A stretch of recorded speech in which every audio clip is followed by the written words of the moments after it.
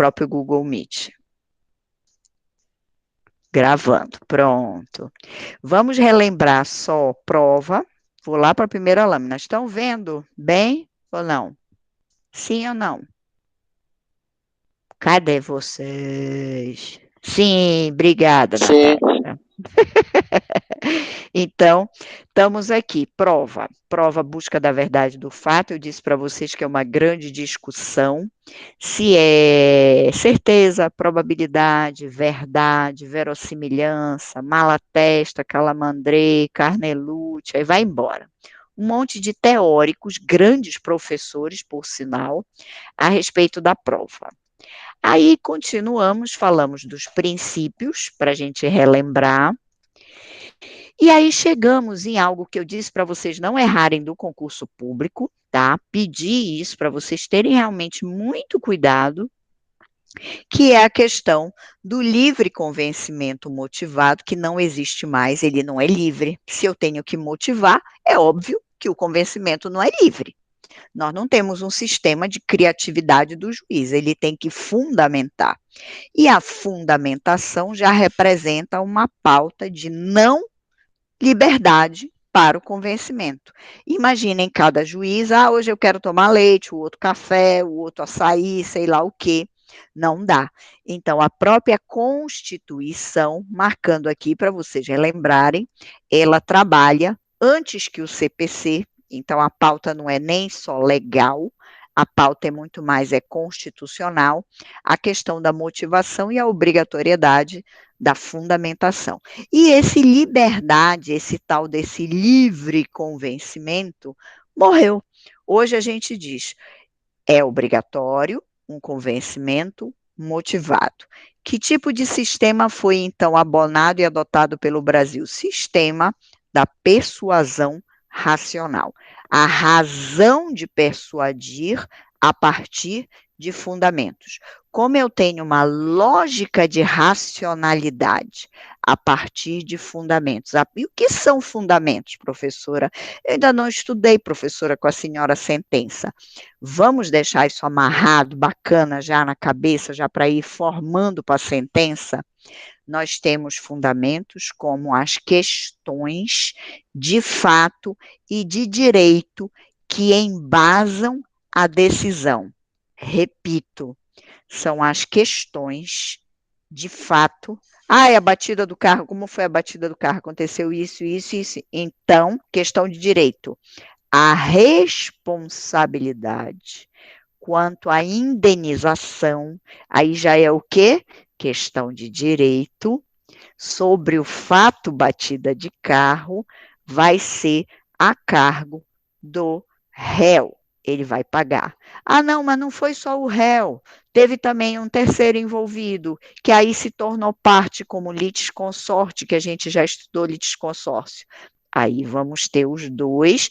Vão pagar sozinhos, cada um pode ser em regime de solidariedade, olha o Código Civil, ou vão pagar rachachá, 50%, 50%. Aí a gente vai ver o fato, a gente vai ver, é trabalhador, então não paga, quem paga é a empresa, exclui o trabalhador, se o risco é da empresa, se ela não manteve o carro, aí a gente vai ver que questões de fato vão levar aquele raciocínio de direito.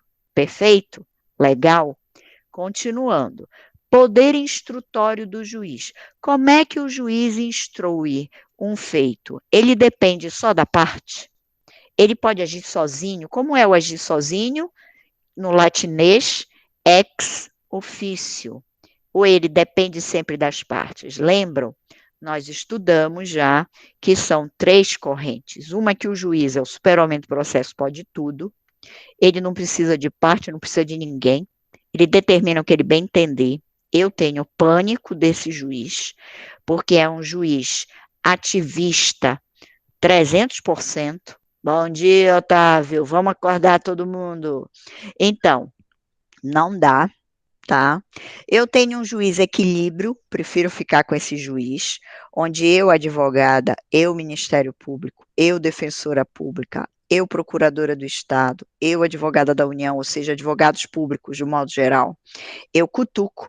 Bora, representante, cadê? Luiz entrando só agora, puxa a orelha aí dela, não dá nem para puxar, né?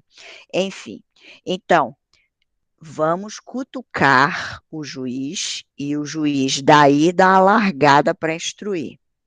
E temos uma corrente extremamente passiva, restritiva, que diz o juiz não pode nada. Ele depende de tudo da parte, que é ruim, porque hoje, num processo moderno, claro que o juiz participa sim do processo. Olha o nome, participa, é um partícipe. Isso é contraditório amplo, o verdadeiro contraditório, tá? Falamos também um pouquinho da prova ilícita e continuamos e paramos aqui, que é hoje o nosso encontro, a partir daqui, dessa lâmina de ônus de prova. Ônus de prova, como eu comecei com vocês, ele é o peso da prova, a carga da prova. E o que é essa carga da prova, esse peso da prova? O juiz tem que raciocinar. Quem provou o quê? Isso em que momento?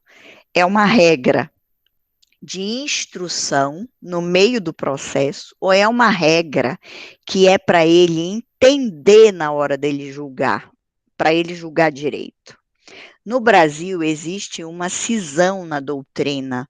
Vocês vão ler alguns autores que vão dizer, é regra da instrução. O juiz, quando está colhendo a prova, quando ele está colhendo a prova, ele já é obrigado a fazer este juízo da instrução. E outros doutrinadores, que é hoje uma corrente que eu diria majoritária, que é uma corrente maioria, diz o quê? Que é regra de julgamento. Bom dia, Joel. Bom lhe ter aqui. Que é regra de julgamento, tá? Por que julgar? Na teoria da decisão, que a gente vai aprofundar nas próximas aulas, o que é a tal da regra de julgamento? O juiz hoje ele está com o processo todo ali montado. Quando eu digo montado em um termo vulgar, em um termo comum, simples, ele está com ele todo delimitado. Eu tive petição inicial, eu tive defesa, eu tive réplica. O que é a réplica? Eu vou falar sobre a contestação. Vamos relembrar, ai, tá? Então, a réplica. Aí eu tenho aquele momento áureo, que também a gente já viu, do saneamento. Nós vamos ajeitar toda a casinha do processo. O que é ajeitar a casinha do processo? Ver as questões processuais, as questões do que é que eu preciso provar do mérito. O que é que eu preciso provar do mérito e com o quê? Com que meio de prova que a gente vai estudar daqui a pouco? A gente vai precisar da testemunha? Não, olha, não tem condições. Esse caso é muito complicado, envolve questão de terra. Vou precisar de uma perícia, de um agrimensor. Quem é um agrimensor, professora? Eu nunca ouvi falar nessa profissão. Da agricultura, que vai medir as questões da terra, as fronteiras, os vizinhos, as questões ali dos confinantes. Quando vocês vão ler qualquer escritura pública, vem assim: confinante do lado direito, confinante do lado esquerdo, e blá, blá, blá, blu, blu, blu, vai embora, tá? Então, vejam, essas questões todas que estão envolvendo o processo, vou precisar de uma perícia. Aí o juiz vai dialogar. Por isso, o saneamento agora, como é que ele é mencionado? Toda doutrina, toda jurisprudência, e importante o papel do novo CPC, é um saneamento compartilhado, onde todos dialogam para o processo. Esse saneamento compartilhado, inclusive, é palco hoje de estudos fora do Brasil, porque nós avançamos tanto no saneamento compartilhado, que é o juiz dialogando com as partes no momento das provas. Olha a nossa aula hoje, importante, que isso já é preparar a casinha do processo para instruir, aí vem a fase instrutória. Que fase instrutória é? Aí é a fase da colheita. Apareceu a testemunha, como eu vou ouvir a testemunha, com que perguntas, tá? Onde ela vai sentar na hora da mesa. E agora, com a pandemia, ela senta onde? Na casa dela? Ou senta lá no tribunal? Isso a gente vai discutir em prova testemunhal, tá? E a perícia com pandemia, como é feita? Hoje são as discussões de uma teleperícia. Isso está dando muita confusão. Eu, inclusive, fiz uma live que me pediram, tá? De um projeto aí do professor Marcelo Ribeiro, de lives, porque é uma discussão. Eu falei com o professor Becklaut também, em um evento do Projeto Mulheres. Por quê? Porque hoje a discussão é como fazer uma teleperícia, o médico do outro lado e dizendo assim, o que você está sentindo? Olha, onde é que dói? Dói no cotovelo, dói no pé, dói no joelho. Imagina se sai besteira, né? Dói não sei onde, tá? Isso é para vocês aí descontraírem. Então, vejam só, tudo isso que eu estou falando, aí, professora, então o ônus de prova onde fica? Fica em que fase? Em que momento? É o que eu estou colocando aqui para vocês, que eu vou já marcar. Olhem lá da lâmina, acompanhem aí comigo. É uma regra de instrução no dia da audiência ou é uma regra para ele argumentar na hora do julgar? E os estudos hoje estão dizendo é para ele argumentar. Na hora do juiz decidir, dizer assim, Eras, o autor provou o que ele pediu da petição inicial? E o réu, ele conseguiu provar o fato que obstaculiza, que impede ou que extingue o direito do autor? Vejam como eu estou fazendo o raciocínio. E, professora, se há uma regra argumentativa para o momento isolado, solitário do juiz, na hora dele decidir, a pergunta que fica e precisa de resposta e não pode ficar caladinha para a gente, isto é um ônus, uma regra estática ou dinâmica. Quando eu digo no 373 do CPC, e agora vocês abrem aí os códigos que não querem abrir na sala de aula, né? Vou pegar agora no pé de vocês nessa pandemia. Que aí agora em casa, professora, agora em casa eu estou abrindo o código, né? Aí tem gente ainda danado que só quer abrir o celular. Agora não vão poder se vocês estão assistindo a aula no celular. Olha a minha vingança. Então, o artigo 373 diz o que no caput? Logo na parte inicial, na cabeça do artigo, no caput. Ele vai usar o ônus estático. Mas, professora, se a senhora escreveu aqui ônus dinâmico, então que história é essa? Que invenção é essa? Vamos lá. Vamos fechar. É regra de instrução ou de julgamento, discussão na doutrina. Hoje, jurisprudência mais pacífica, regra de julgamento, é para decidir. Estão ouvindo bacon latir ou não?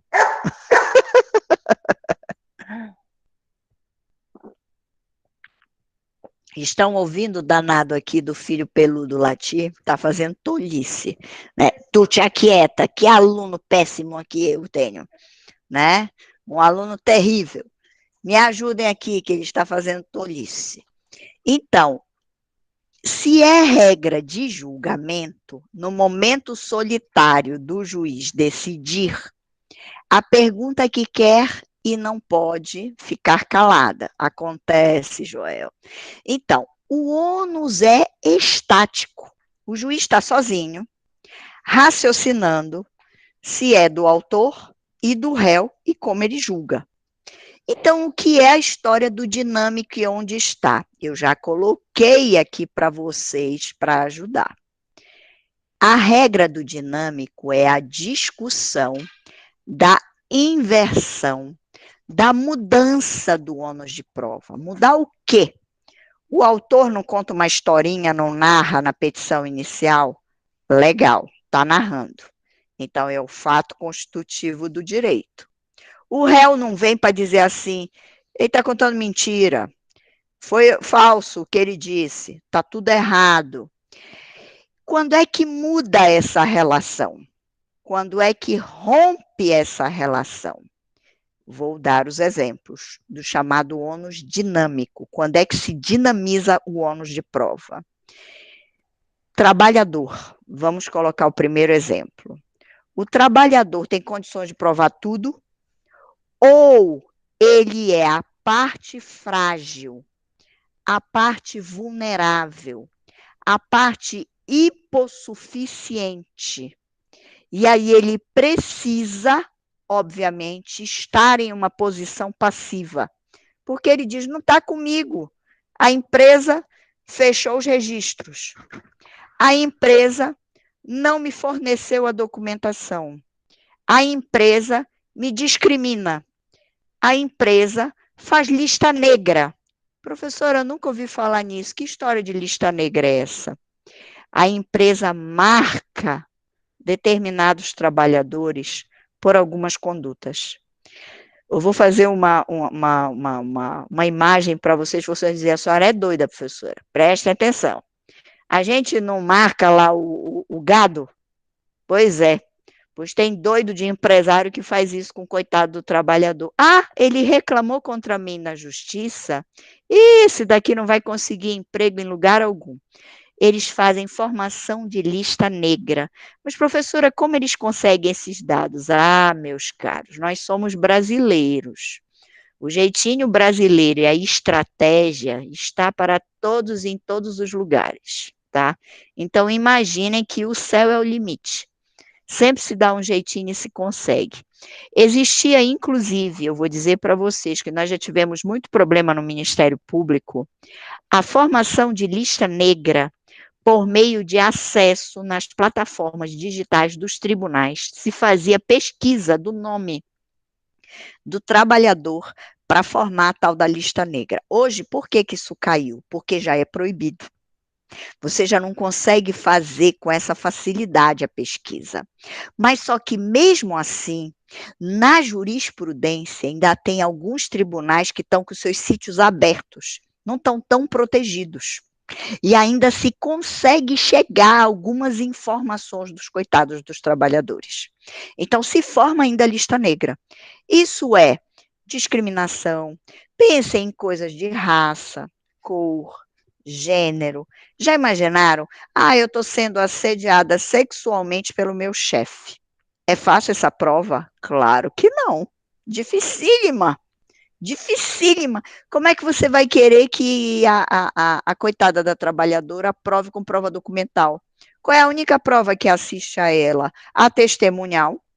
E se a empresa tiver sistema de monitoramento, de repente uma câmera, uma imagem. Então eu pergunto para vocês, quando a prova é difícil, quando a prova é muitas vezes até impossível, quando mostra um estado de vulnerabilidade, a dificuldade de acesso à prova, o que é que o juiz faz? Ele inverte o ônus de prova. É uma inversão, que eu estou dizendo que é o juiz. E a lei da amparo é uma inversão judicial. Olhem aqui, estou marcando.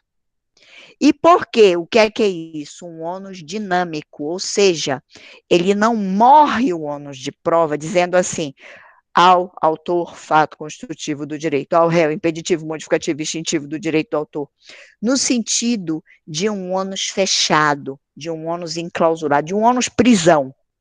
Eu não posso ter prisão com fato dinâmico.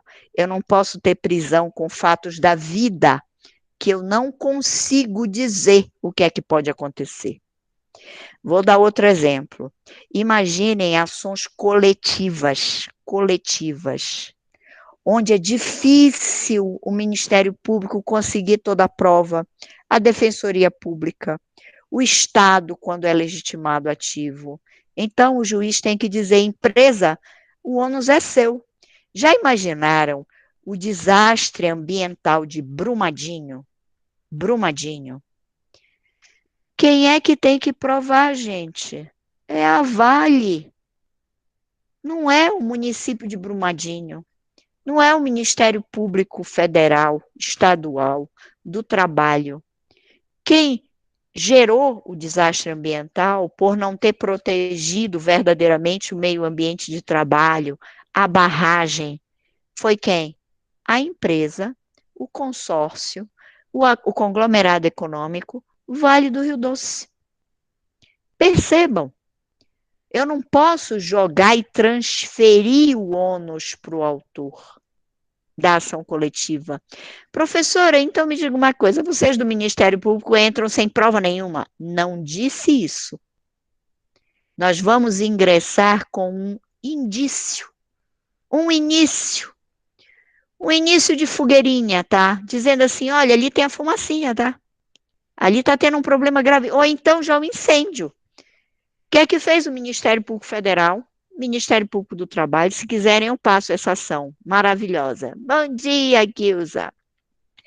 E eu passo para vocês a ação civil pública. Inclusive, passei agora em um curso que eu acabei de findar, tá? Terça-feira, com os membros do Ministério Público Federal e do Trabalho, que eles pediram para eu fazer um curso de processo coletivo, uma atualização. E aí, nesta atualização, eu mandei para eles a ação civil pública lá das questões de Brumadinho. Por sinal, que ação maravilhosa, belíssima, tá? A petição inicial. Eu vou passar para vocês do Ministério Público Estadual, do Ministério Público Federal e do Ministério Público do Trabalho. Houve 3 ações coletivas, porque o fato tem implicação para os 3 ministérios públicos. É muito legal. Vocês hoje têm um mundo da internet. É sensacional, basta explorar. Eu consegui assim, não precisei nem ficar dentro do Ministério Público do Trabalho. Eu consegui no domínio público as 3 ações. De tão importante que foi o impacto ambiental, claro, gente, morreram quantas pessoas ali. A área está devastada, a gente não tem noção do impacto. Se vão ser 10 anos, 20 anos, 30 anos, 50 anos ou nunca a recuperação daquela área. Tem áreas ali, partes dela, que os estudiosos já estão dizendo, já veio gente até do exterior, que não vai recuperar nunca. Vocês que gostam do direito ambiental, que ele é extremamente bonito, sedutor, vocês sabem do que eu estou falando, melhor do que eu. O impacto nessa área é devastador. É triste, dá vontade de chorar, porque os animais morreram, as pessoas, plantação, não vai mais poder cultivar nada em termos de agricultura, em termos de pecuária, de nada. Pensem assim, virou um buraco totalmente inútil. Professor, isso já aconteceu no nosso estado? Oh, meus caros, vocês são novos. A gente tem projetos econômicos desde sempre. Acho que antes de eu nascer. Acho que não precisa eu dizer minha idade, pelo amor de Deus, tá? Senão eu vou deprimir. Já basta pandemia para deprimir. Então, não vou deprimir 2 vezes, tá? Falando de idade. Então, pensem, tá? Nós temos áreas no estado do Pará que não conseguem se recuperar jamais.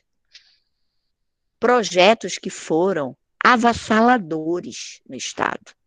E você, em uma ação dessas, contra um grupo econômico poderoso, que eu não estou falando agora só da Vale, tá? Pensem em grandes conglomerados. Pensem agora, a usina de Belo Monte. Quem é o poderoso chefão aí do outro lado como réu? Consórcio Belo Monte. Olha o que a Gisele falou, consórcio. Professora, eu nunca ouvi falar isso no direito. O que é consórcio? É uma figura jurídica completamente atípica. É a junção de várias pessoas jurídicas. Aí se unem em um consórcio. Quem criou isso? A União Federal. O governo federal colocou uma licitação para essa figura consórcio, que veio e papou a licitação, ganhou a licitação, vamos falar tecnicamente, ao invés de ficar no papou, adjudicou, foi a proposta vencedora da licitação, ganhou a licitação e começou a obra. E tem os níveis de responsabilidade, não só com a sociedade, mas, obviamente, com as instituições, e inclusive com o próprio governo federal. Qualquer dor de cabeça, eu vou processar quem? Consórcio. O consórcio é quem lá dentro? OAS, Andrade Gutierrez. Vai embora, tá? Vai embora. Aí tem terceirizados, quarteirizados. Estão ouvindo agora que está na moda, nas discussões agora das fases de corrupção, que estão falando até em quarteirização? É a Gisele, que passa para a empresa do Joel, que passa para a empresa da Raquel, que passa para a empresa da Alexa, que passa, já estão falando até em quinteirização, dependendo da situação. Vai chegar lá no quinto, tem que responsabilizar quem? Todo mundo.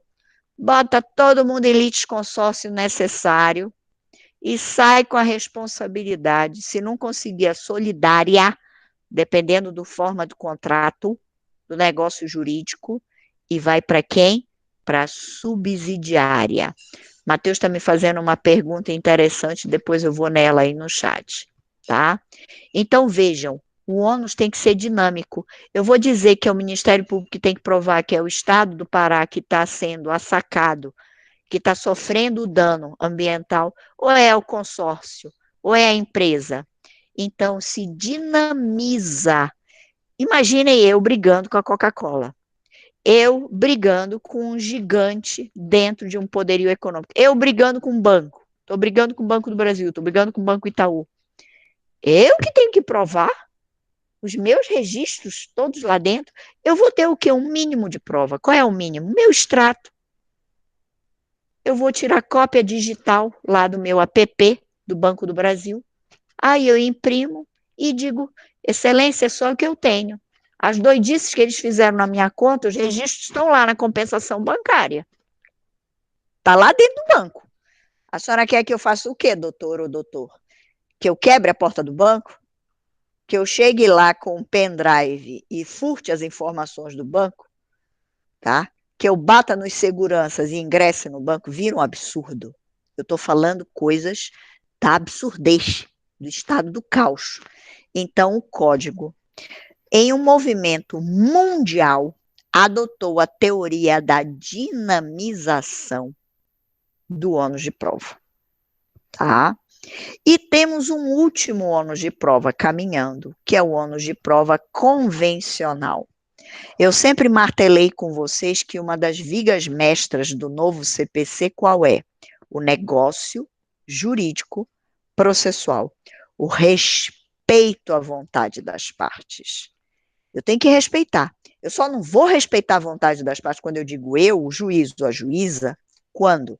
Quando eu estou trabalhando uma questão de ordem pública, porque aí é o Estado, fala mais alto. Fala o Poder Legislativo, que determinou que naquele caso o juiz tem que interferir. Vamos dar um exemplo? Uma questão de menor. O menor está ali desassistido. Não pode o pai e a mãe fazer e bem entender. Olha, a gente está brigando aqui, vamos regulamentar a cabeça desse menor, visita. De 8 às 9 da manhã fica contigo, pai. Aí 9 horas, a mãe passa e pega. De 9 às 10 com a mãe. De 10 às 11 volta contigo, pai. Eu estou usando um exemplo absurdo, tá?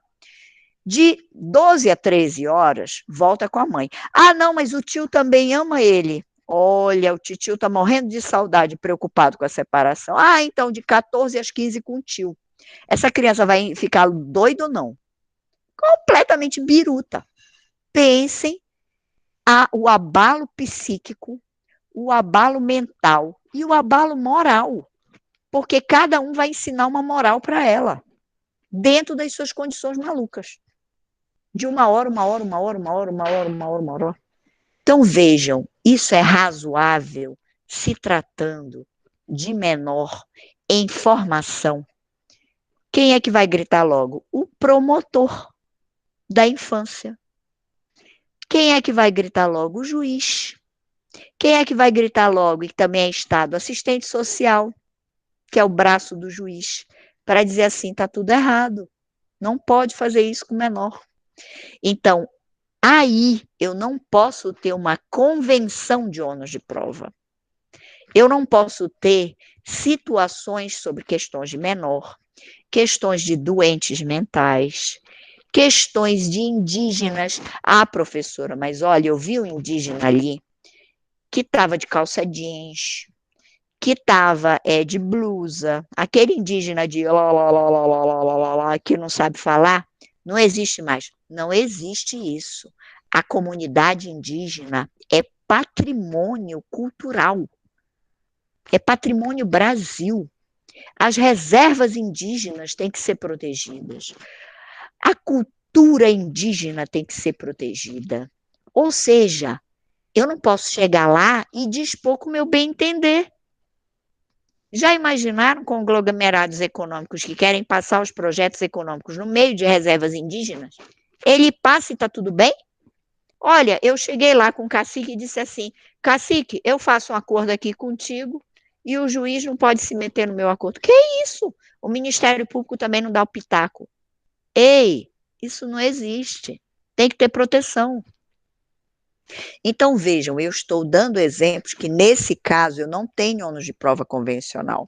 Mas eu pergunto para vocês: uma simples batida de carro, uma questão de um contrato de locação, onde é o aluguel de um apartamento, um aluguel de um estabelecimento comercial, o que o juiz tem que se meter nesse bagulho? Se eles quiserem fazer um acordo de ônus de prova, quem vai provar o quê? Quem vai pagar a perícia? Como vão ser os termos? Ninguém tem que se meter. Agora, trabalhou índio, menor, questão de saúde, questão de educação. Aí a análise é a cada processo. Entenderam? Então, o ônus de prova vai ser, vamos fechar, amarrar, não podem esquecer, o ônus de prova é legal, estático, raciocínio do juiz. Autor, o que é que fez? Réu ou réus, o que é que fizeram? O ônus de prova é judicial, juiz. E estou aqui com o consumidor. Consumidor é parte mais fraca. E estou com o trabalhador. E estou em uma questão de família, cuidado como vai ser a prova dentro do direito de família. Aí não tem como. Aí ele vai judicializar o ônus, vai conversar com as partes e vai ver como ele vai fazer. E convencional, o juiz tem que respeitar a vontade das partes, onde o direito é, vamos fechar o termo técnico, disponível, onde eu tenho disponibilidade. Olha, uma questão bem interessante que eu falei de trabalhador, só dando um golinho aqui no café. O trabalhador, ele sempre é tido como a parte mais frágil. Mas eu posso ter um trabalhador forte. Querem um exemplo? Um diretor de uma grande companhia. Ou vocês acham que os grandes diretores vão brigar no judiciário quando termina o contrato deles? Claro que não. Eles chamam o advogado deles, eles sentam na mesa com a empresa e eles negociam. Negociam tudo. Negociam até o bico calado. Porque eles são poço de informações. E a empresa ou o grupo econômico coloca que cláusula lá quando ele vai sair da empresa? Sigilou. Sigilou. E ele cobra barato? Vocês, advogados amanhã e advogadas, vocês iam dizer assim para o cliente: ah, não, assine essa cláusula de sigilo, o senhor não ganhe nada. Claro que não. Se eu sou um grande diretor, um diretor jurídico, um diretor comercial, um diretor de sei lá o que nomes que já inventam, já nem sei mais.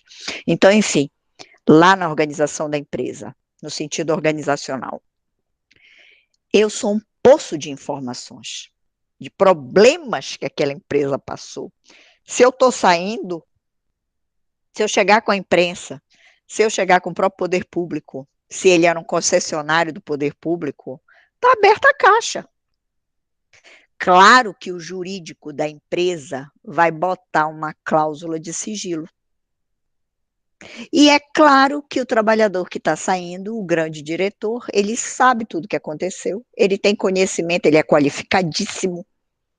Ele vai dizer: olha, eu respeito, mas eu quero um bônus aí de vocês, um royalty. O que é um royalty? Eu ficar ganhando sobre, o que é o sobre, a mais-valia, o lucro, sobre a atividade, o superávit da empresa, acho que a professora está metida hoje, está a economia, tá? Então, o superávit, o lucro da empresa, tá? Eu vou dizer assim, eu quero 5% aí sei lá, aí eu já não sei, tinha que ser o contador, eu já fui querer falar demais, já fico falando bestagem.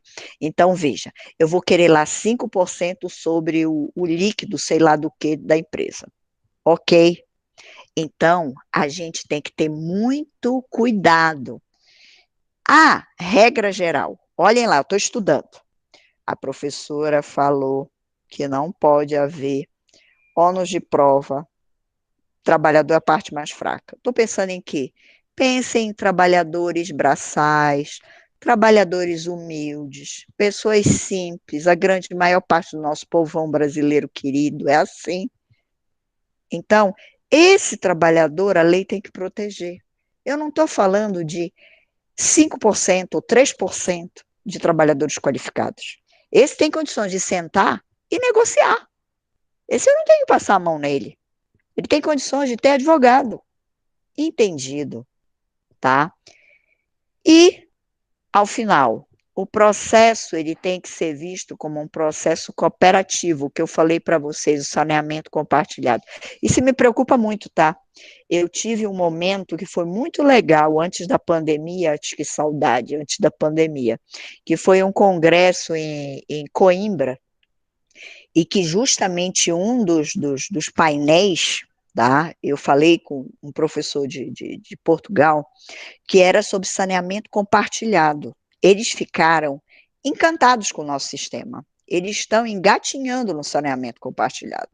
E a gente já tem uma regra muito bonita dentro do nosso processo brasileiro, que é o artigo 357. Se eu terminei com vocês nosso processo 1, e eu estou revendo já aqui para vocês não esquecerem. Fechamos essa lâmina. Vamos continuar. Qual é o objeto da prova? Qual é o conteúdo da prova? O que é que eu tenho verdadeiramente que provar? Eu tenho que provar o fato que não tem litígio, o fato que não é controvertido, o fato que não é relevante, o fato que não é determinado. Então, eu coloquei para vocês aí caracteres. Eu só provo o fato litigioso, o fato controvertido, o fato relevante, o fato determinado. Por isso que os precedentes, na hora do fundamento do juiz, na teoria da decisão, quer que eu falei ainda há pouco de fundamentação, que vocês ainda não viram, mas eu já fiz um simples conceito. Quer que o juiz tem que fundamentar na hora da decisão as questões de fato e questões de direito. Que fato é esse que ele vai ter que fundamentar? O fato relevante, o fato controvertido, o fato determinado, o fato indeterminado. Não tem lógica. O fato irrelevante, não preciso. O fato não controvertido, a parte reconheceu. O que eu tenho que provar? Olha, realmente eu devo e vou pagar. O que eu preciso disso? Ela já está confessando. Ela já está admitindo o fato. Não existe sobre ele objeto de prova. Por isso existe, aspas, um meio de prova. Por que eu coloquei aspas? Lembram que eu falei no primeiro encontro entre fonte de prova e meio de prova? Na realidade, a confissão não é um meio de prova. A confissão é uma conduta que eu vou me submeter no processo. Eu digo, olha, eu estou emparedada. Eu não vou ter como provar isso daí. Eu vou ter que admitir. E vou tentar parcelar. É hoje o que o Código Brasileiro está tentando mudar a cultura no Brasil.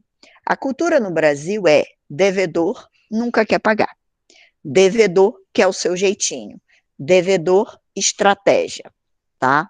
Então, a ideia é mudar esta realidade, passar a se ter uma cultura de cumprimento, cultura de adimplemento das obrigações. Repito, vocês estão vendo em negócios jurídicos, cultura de cumprimento, adimplemento obrigacional, ok? Então, esse é o objeto da prova. Tanto é que a doutrina até briga no português, que eu não vou ficar falando isso, que eu me recuso. Se o fato é controverso ou controvertido, se o termo mais correto é incontroverso ou incontrovertido, que independe de me poupe. Não vou ficar brigando no português, mas existem professores e grandes professores, inclusive o professor Cândido Dinamarca, que brigam sobre isso. O artigo 374, perdão, diz os fatos que independem de prova. Fato notório, fato confessado, que foi o que eu acabei de falar, eu admito, eu confesso, eu devo, eu bati o carro, eu realmente não quis receber o aluguel, aí vem a ação de consignação e pagamento, tá? Ou um fato de presunção legal. Aí eu coloquei um elementozinho a mais aqui, mas vamos por partes. O que é fato notório? Pelo amor de Deus, fato notório não é aquela bobagem que os livros de doutrina, alguns, ainda resolvem colocar. Fato notório, 25 de dezembro, dia do Natal. Pelo amor de Deus, fato notório não é isso. Tem outros que colocam 1º de maio, o dia do trabalhador. Ai, não é isso. Primeiro que o Natal, dependendo da religião, não vai ser 25 de dezembro. Então não é fato notório, tá? Não é fato notório. O que é notoriedade? Notoriedade é o sentido do conhecer para aquela comunidade, do conhecer para aquele ambiente, às vezes que pode ser nacional, regional e ou local.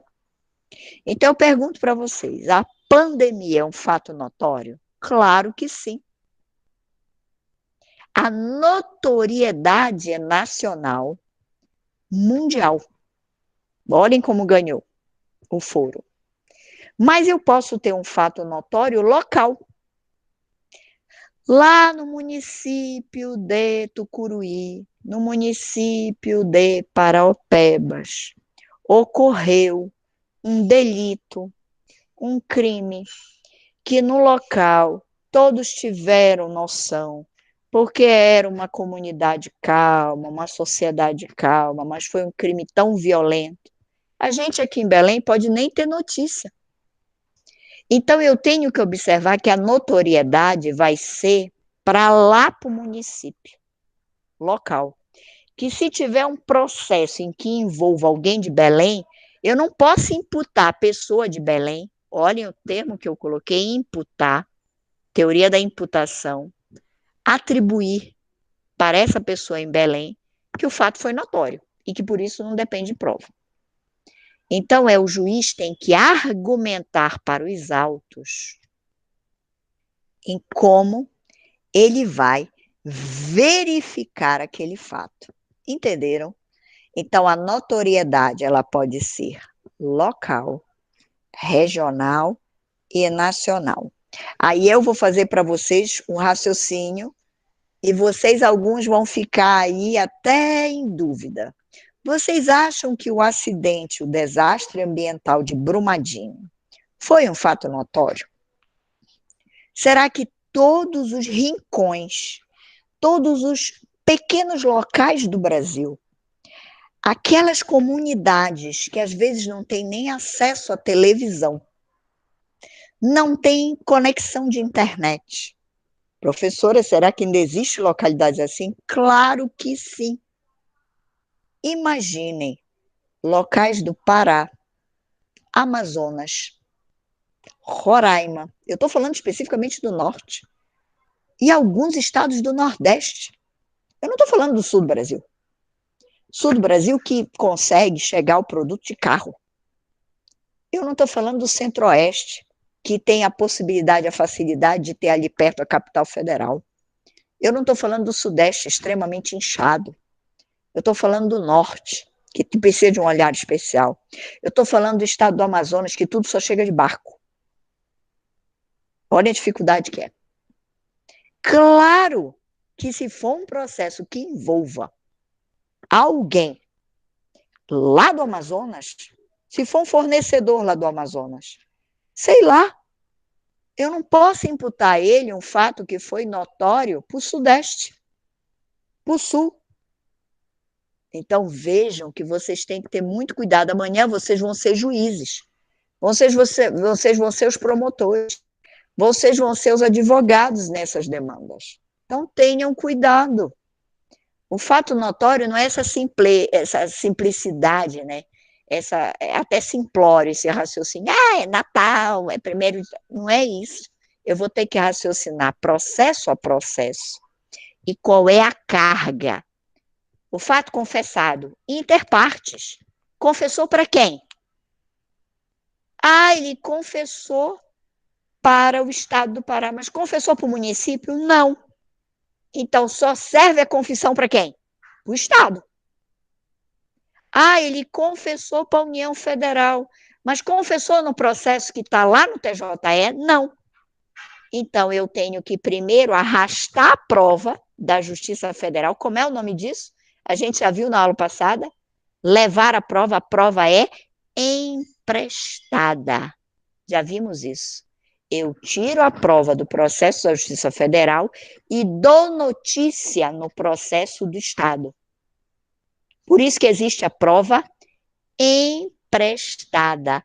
Inclusive, ela é objeto de estudo e já admitida jurisprudencialmente Supremo Tribunal Federal. Entendido? Olha a profundidade. A gente não pode, o juiz é juíza, o Ministério Público tem que ter sensibilidade. Todo mundo já sabe. Será que todo mundo já sabe? Será que o desembargador vai saber no tribunal? Será que o STJ vai saber? Será que o Supremo Tribunal Federal vai saber? A gente tem que ter cuidado com o caminho da prova. Olhem a palavra que eu estou usando. Com o caminho da prova. Isso vai chegar até Supremo. Nem todo mundo vai saber. Ah, olha, ocorreu lá em Abaetetuba. Ah, onde é que fica Abaetetuba? Meus caros, eu em São Paulo, uma vez uma colega de sala de aula, pense, a pessoa bufando era eu, né? No doutorado. Ai, Gisele, tu moras em Belém, né? Belém fica no Nordeste, né? Ai, gente, imagine a cara da Gisele para a colega. Eu disse, tem macaco no meio da rua. Olha, a gente anda com os bichinhos no meio da rua e fica no Nordeste, sim, do lado do Amazonas. O Amazonas também é no Nordeste.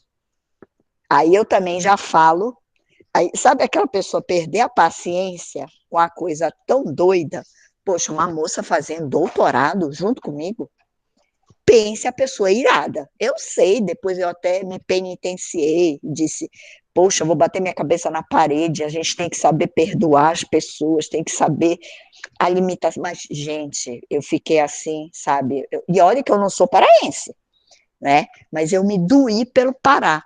Pensa aquela pessoa irada com a menina falando bestagem.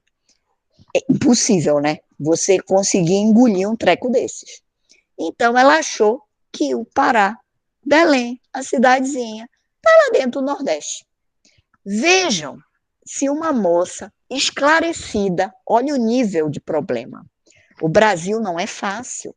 E eu não estou dizendo que eu também não erro, que a gente não pode errar. A gente manda um anuário para ela. Gostei, Joel. Então, veja, imagine, a gente pode errar.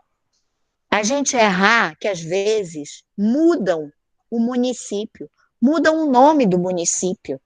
É ou não é verdade? É. Isso se chama país chamado Brasil. A Federação Brasileira, vamos para a aula de constitucional, ela é simples ou é complexa?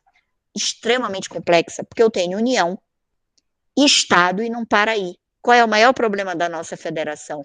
Municípios. Cada município tem o quê? Câmara Municipal, prefeito, promotor, defensor público. Olha a loucura. É uma máquina. Só não falei em quem? Em quem? Em quem? Só não tem quem? Poder Judiciário Municipal. Mas o resto tem tudo para dar e vender. até demais. Então, isso se tornou extremamente complexo para o Brasil. As próprias regiões, elas se redesenham. Não teve a discussão no Supremo Tribunal Federal daquela causa antiga que uma parte do Pará brigava com o Mato Grosso? Foi uma questão histórica. Histórica. Quando eu saí da PGE, a PGE já brigava naquele processo, a Procuradoria-Geral do Estado. Então, vejam o nível de dificuldade que é você trabalhar com um país como é o Brasil. Então, não dá para ter essa singeleza de raciocínio. Não tem como. Continuando, tá? Presunção legal. O que é presunção? Presunção é meio de prova ou é um raciocínio sobre a prova? Presunção é colocada como meio de prova, mas, em verdade, é só um raciocínio sobre a prova, que ou a lei me imputa o raciocínio, me atribui o raciocínio, ou o juiz faz o raciocínio com as partes. Entendido? Vamos aos exemplos. Direito civil, eu coloquei aqui para vocês, para mim é um dos melhores exemplos. O artigo 232, 232 do Código Civil. Quando a parte se recusa a fazer exame médico, o que é que a gente tem? Presunção de paternidade. Por quê? O Código Civil foi alterado? Porque os processos ficavam parados. O pai dizia assim na contestação, olhem lá, vamos pontuar o exemplo, ação de investigação de paternidade. A mãe, para proteger o menor, ingressava em juízo. Pergunta que não quer calar, vamos relembrar? Vamos lá. Carlos, Luque, Manu, Maria Luísa, Vanessa, todos, Alexa, vamos todos juntos, relembrando, é bom recordar. Processo 1. É a mãe que coloca o nome no cabeçalho ou é o menor representado pela mãe? O menor, o direito é dele, a capacidade de ser parte, pressuposto processual. Perfeito, Matheus, o menor. Representado, capacidade processual, que não é o menor que vai sentar lá na audiência, balançando as perninhas dele. Então, representado pela mãe, e aí ela aparece em juízo.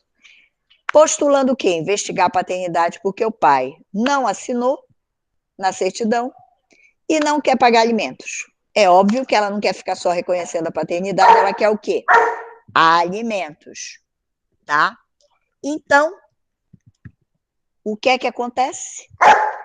O pai, bacon, o pai chega lá na contestação, de novo bacon. O pai, na contestação, vai só dizer assim, não sou o pai daquela criança. De maneira singela. Singela, singela. Pergunto a vocês, pode o juiz pegar o braço dele à força com a Constituição da República Brasil e dizer assim, vou tirar e colher o DNA? Pode? Não. Integridade física, moral. Logo, os processos ficavam como antes do CPC dessa presunção? Parados. Aí veio o Código Civil novo, artigo 232, e gerou uma presunção. Ah, você não quer fazer o exame, você não quer apresentar documentos, você não quer apresentar algum outro elemento de prova para confirmar que você não é o pai? Então eu vou presumir que você é o pai e eu julgo assim. Entenderam? Então é um caminho de raciocínio para resolver o problema. Fechou? A presunção, ela pode ser legal ou judicial. Lembrem-se, presunções que podem ser legais absolutas, que independem de prova, e presunções relativas que eu posso derrubar com outra prova. Tudo bem? Continuando. Artigo 375. O que são as máximas ou regras de experiência? O que é uma máxima de experiência? É um conhecimento privado. Eu posso utilizar um saber privado no processo, que seja só meu, ou tem que ser uma máxima para o local, ou tem que ser uma máxima regional, ou tem que ser uma máxima, um costume nacional. Ah, professora, agora a senhora falou um termo que não tinha falado anteriormente, que é a grande dica. A máxima de experiência, ela vai tangenciar e vai tocar quem? O costume. Nós vamos ter costumes locais, costumes regionais e costumes nacionais. Então, eu vou dar um exemplo que chegou até o STJ.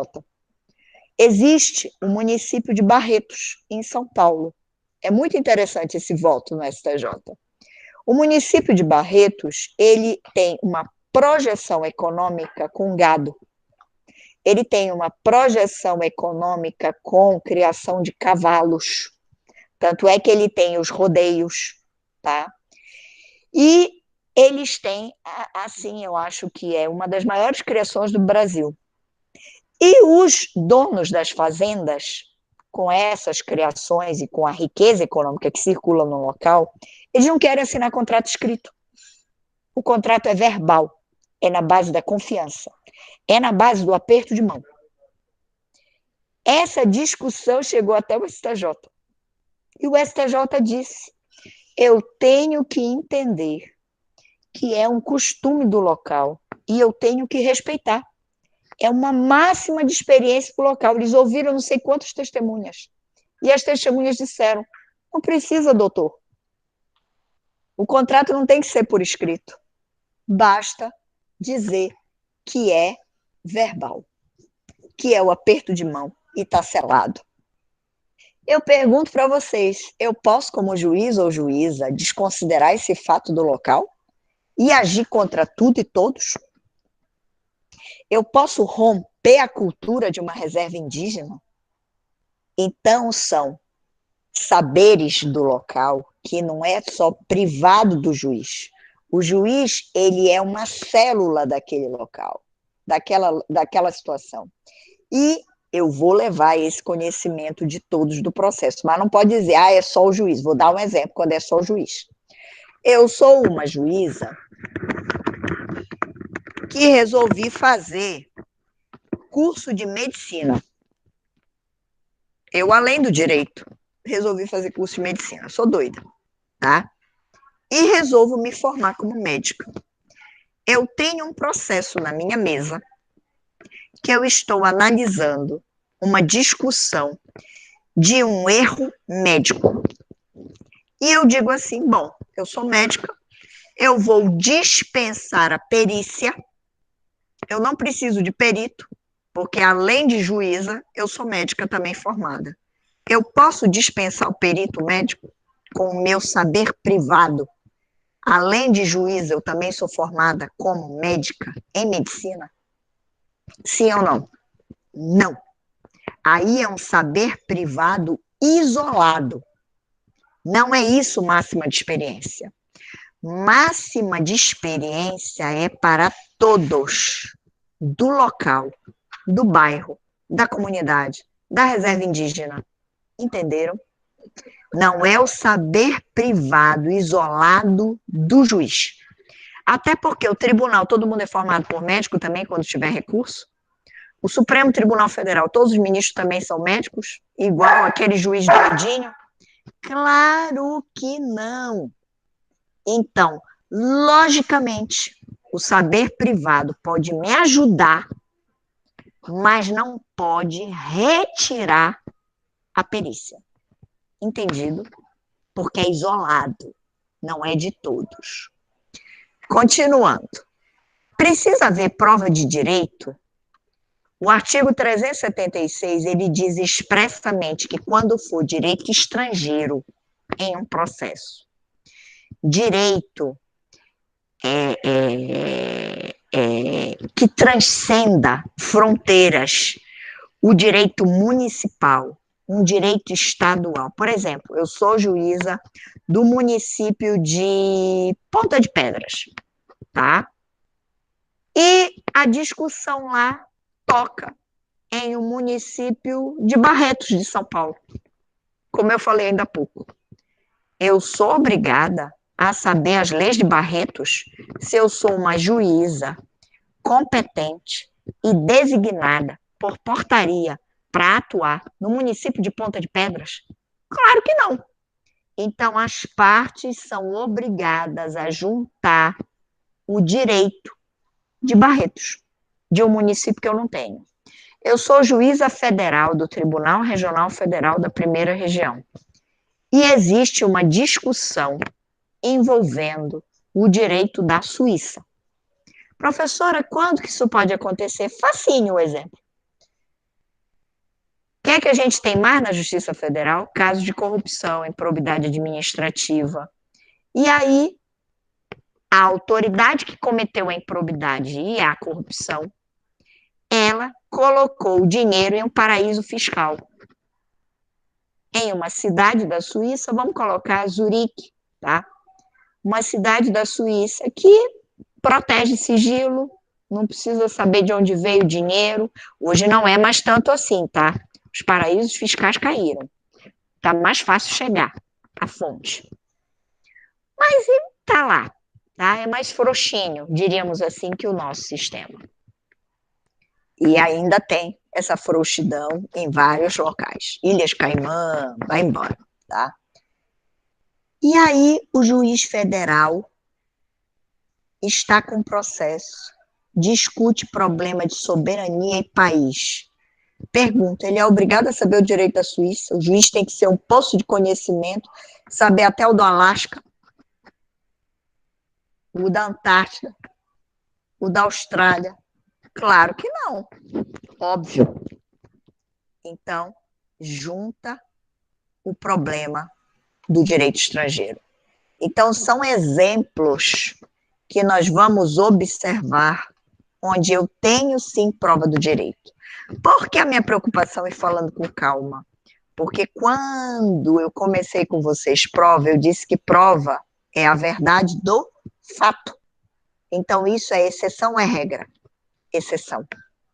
A prova do direito no Brasil é exceção. A prova ela incide sobre questão de fato. O exemplo não é meu e é um exemplo consagrado, e o conceito de prova é um conceito consagrado, que vem do direito italiano, inclusive de Carnelucci. Prova é a busca da verdade do fato. Por fim dessa lâmina, para a gente acabar esse primeiro roteiro, colaboração, cooperação de justiça, o artigo 378. Não pense agora, como eu falei ainda há pouco, que ao autor cabe o fato constitutivo do direito, ao réu impeditivo, modificativo ou extintivo do direito do autor, e se resume a eles. Eu posso implicar um terceiro no processo para ele também colaborar. Eu posso determinar que ele exiba um documento, porque está com ele. Querem exemplos? Um exemplo típico é com essa discussão entre hospitais, direito de saúde, tá? Na pandemia. Eu estou processando o Hospital X, para eu não falar de nenhum nome de hospital, tá? Eu estou processando esse hospital. Aí o hospital diz assim: eu não tenho como cumprir essa obrigação, doutor, porque isso implica no rompimento do meu convênio com o SUS, com o Sistema Único de Saúde. E o Sistema Único de Saúde representa quem? A União Federal. E a União Federal não é parte nesse processo. Porque eu estou processando quem? O Hospital X. Eu não estou processando a União. Eu estou brigando com o hospital. Mas o hospital, na defesa, diz assim: eu não posso juntar este documento porque diz respeito ao meu contrato com o SUS. O que é que faz o juiz?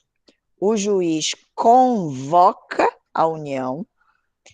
Este convocar, como é o nome técnico, ele citação, a União Federal como litisconsorte ou intima a União Federal para apresentar o documento.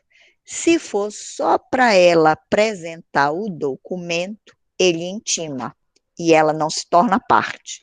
Se ele entender que a União pode também ser responsável com o hospital, aí ele não intima só, ele cita. Porque aí ela tem que se defender, porque ela pode também ser condenada, juntamente com o hospital. Vejam a diferença de dois problemas. Se for só para apresentar o documento, eu cito ou intimo. O que é citação? Vamos relembrar? É para que o réu se defenda. Ela é ré? Ainda não. Mas eu quero que ela seja ré para eu condenar. Aí eu cito. Olha a causalidade. Ah, mas professor, ela não tem nada a ver com a situação. Então eu quero só o documento. O que é que eu faço? Eu intimo para que ela exiba. Mas ela não é parte. Mas qualquer um tem que cooperar com o processo. Qualquer um tem que colaborar com a justiça. Entendido? Tá? Nesse caso, perfeita pergunta da Natasha que eu consegui ler. Os autos têm que ser encaminhados para a Justiça Federal porque diz respeito à União, se ela for citada, sim, porque ela se torna parte. E a União Federal tem a visa atrativa para a Justiça Federal. Ela atrai a competência absoluta da Justiça Federal. Artigo 109, inciso 1º da Constituição. Mas, se for só para ela exibir o documento, pode continuar na Justiça Estadual. Nós temos causas assim na Justiça Estadual, tá? Eu vou dar um exemplo de uma ação que muitas vezes a gente convoca a União diz assim, não tenho interesse, e a causa continua na Justiça Estadual. Querem uma ação? Ação de uso capião. Uso capião. O que é uso capião? Já sabem. O que é uso capir? Bora? Alguém aí no chat? Ninguém. Silêncio total. Uso capir é você fincar a sua posse na terra, requisito de tempo, fica lá quietinho, depois a posse se torna o quê? Propriedade. Como é esse tornar-se propriedade? Vamos relembrar? Eu tenho que ingressar com uma ação que tem natureza meramente declaratória. Ela não constitui o meu direito. Por que ela não constitui? Porque eu já adquiri, porque eu fiquei lá na posse, ninguém veio reclamar, no tempo devido, não fiz nada de errado, então é minha. Só que para registrar no meu nome, para poder fazer o ato translatício, palavra direito civil, que é o ato translatício, para fazer a translação, a mudança do registro, do ato de registro, lei de registros públicos, para passar para o meu nome, aí eu preciso da ação. Ok? Mas tem gente, coitado, que pessoas simples, no campo, no próprio sítio urbano, que ficam 20 anos, 30 anos, aí já vai ser o neto, já vai ser o bisneto. Gente, é verdade isso. Vocês querem um exemplo no estado do Pará, uma discussão que está até hoje no judiciário, dos terrenos de Marinha, ali da Estrada Nova, que inclusive a gente tem um dos maiores especialistas do Brasil, o professor, eu adoro ele, o professor Paraguaçu. O professor Paraguaçu é um dos maiores especialistas do Brasil, porque nunca entenderam aquela faixa ali da Estrada Nova, inclusive que tem um portal. Aquilo ali, todo mundo está ali abuletado, aí ninguém é dono de nada. Ninguém é dono de nada e o caos social? Tem que resolver. São demandas coletivas. Que entra o Ministério Público, é um caos social. Então, nessa ação de uso capião, a União necessariamente é chamada para dizer se a terra é dela. Se a terra é dela, se é patrimônio público. Se ela chegar, botar a cara e disser assim, não é minha, e sai. Essa causa tem que ir, Natasha, para a Justiça Federal? Não. Agora, se ela disser, a terra é minha, e o que é que vigora no direito administrativo? Vamos honrar a professora Elodie? Qual é o princípio da imprescritibilidade? O que é a imprescritibilidade? O que é que não pode haver uso capião sobre terra, domínio público. Ok? Ok? Bem de uso de comum público, de uso comum do povo, de uso especial, não pode. Os bens são afetados. Não se trata de patrimônio disponível. Tudo bem? Então, cuidado. Pode o terceiro ser condenado em uma litigância de má-fé? Pode. Em ato atentatório à dignidade da justiça, ele não apresenta o documento, graciosamente. Ah, não vou apresentar, não estou nem aí para juiz, juíza. Judiciário não serve para nada. Ah, é? Colabora, senão você vai ter uma medida de força contra você, que a gente vai ver depois que medidas são essas. Tudo bem? Vou fechar o primeiro esquema, tá? E vou abrir nosso segundo esquema. O nosso segundo esquema, que eu ainda não passei para vocês, inclusive eu estava até terminando ele ontem. Eu parei na prova testemunhal, não tenho que correr, vamos com calma no nosso programa. Eu vou começar nos meios de prova. Hoje a gente vai conseguir caminhar, eu acho que uns 3, 4. O que é que primeiro eu quero dizer para vocês? O que é que fez o código? O código escreveu uma teoria geral da prova e depois ele começou a caminhar com espécies de provas. Só que nem toda espécie de prova é meio de prova. Eu quero deixar essa primeira crítica. Por exemplo, eu falei ainda há pouco para vocês, confissão é verdadeiramente um meio de prova? Não. Confissão é uma conduta da parte. Confissão, posso sim, Alex, aumentar o zoom, tá? Confissão é algo que eu quero confessar, eu quero agir assim, eu quero praticar esse ato dessa maneira. Melhorou? Então vejam, isso não tem nada a ver com meio de prova, com uma técnica, com um procedimento que eu vou criar de prazo, de como vai ser feito, do compromisso, como a testemunha, por exemplo, a testemunha chega, o juiz diz logo assim: você é parente? Você tem ligação com a pessoa? Tá? Você tem interesse nesse processo? Porque se a testemunha tiver interesse no processo, tá? Eu vou ouvir essa testemunha como testemunha, que a prova é para o processo, é para o juízo? Claro que não. Essa testemunha é afastada. Ela não vai mais ser ouvida como testemunha, a gente vai ver isso. No máximo, ela vai ser ouvida como uma pessoa que pode ajudar em esclarecimentos. Só isso. Então, vejam, testemunha, eu elaboro um procedimento. Confissão, eu não elaboro procedimento. A parte chega e diz assim: eu admito, realmente ocorreu. Mas o código, ele só para organizar a nossa cabeça, ele foi trabalhando essas espécies de situações da prova. Tudo bem? Eu fiquei aqui devendo, me lembrei agora do chat, tá? Uma pergunta que foi a do Matheus. O Matheus fez a seguinte pergunta: no processo penal, existe o fumus comissi delicti. Nossa, que chique, tá? Meu penalista, o Matheus. Que é um requisito probatório necessário para a denúncia feita por parte do MP. Perfeito, ele já afirmou, não me perguntou, porque eu ia dizer socorro, não sou do processo penal, brincadeira, a gente sabe disso, pelo menos esse início aí, eu estou com o Matheus. Vamos lá.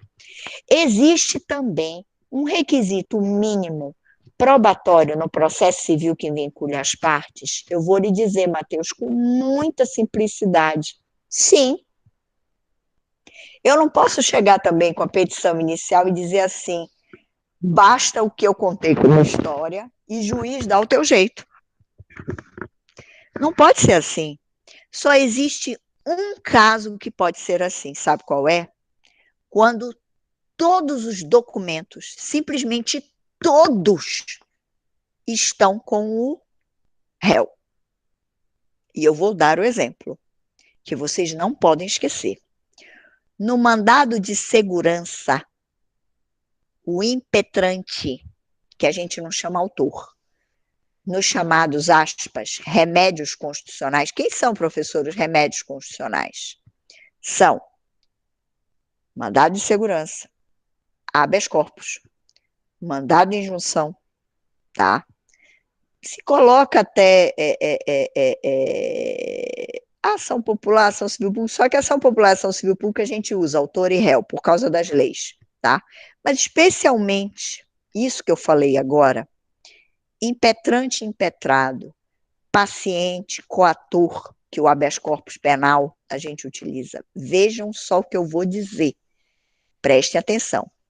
Mandado de injunção, mandado de segurança, habeas corpus, habeas data, são 4 remédios constitucionais. Eu estou colocando aqui no chat. O termo são os chamados writs constitucionais. Por favor, tá? Não vão me chamar rights constitucionais. Right em inglês é direito subjetivo. No inglês, vocês têm 2 termos. Law, que é direito objetivo, e right, que é direito subjetivo. Coloquei no chat. E esses dois são, eu estou só olhando se tem mais perguntas, eu só vi mais uma. E esses 2 são termos para lá. Quando eu quero falar das ações constitucionais, são os writs constitucionais. Mandado de segurança, habeas corpus, habeas data e mandado de injunção, especificamente o mandado de segurança, são leizinhas amarradas, e o mandado de segurança tem a chamada prova pré-constituída. Ele não tem audiência de instrução. É prova documental. É prova formada. Eu não vou nem falar só em documento, é prova formada. É prova já constituída, é prova na mão. Prova na mão. Seja prova emprestada, prova documental, laudo pericial, eu já estou com a prova na mão. Eu impetro o mandado de segurança.